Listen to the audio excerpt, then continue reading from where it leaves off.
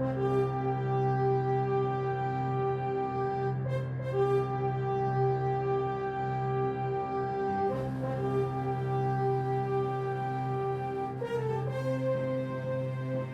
the first thing we're going to work on right now is BB-8's head. I did chill this overnight. I want this to be pretty firm.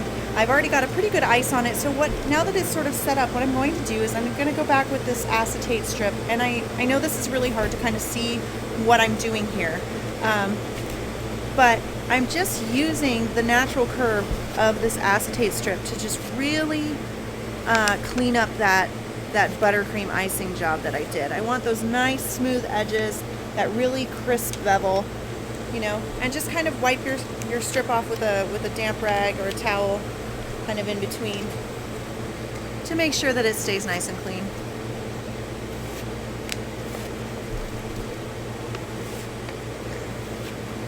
So now when you're really happy with the icing job you have going on, that's when we can go ahead and cover this with our fondant.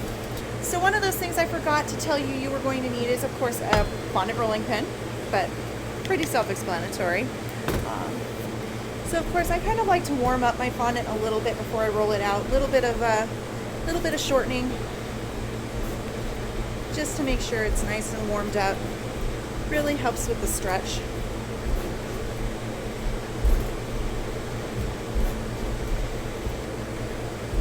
Now I like to roll my fondant pretty thin. Now if you see you've got any sort of air bubbles forming, that's where that pin comes into play. You can kind of see right there.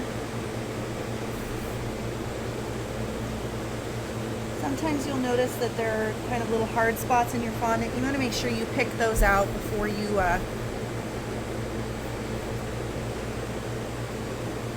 roll over them. Otherwise you can end up with a rip in your fondant. Now I always check and make sure my fondant's rolled nice and evenly, and the best way to do that is just kind of rub your hand over the top. You can feel any sort of discrepancies in the fondant when you do that.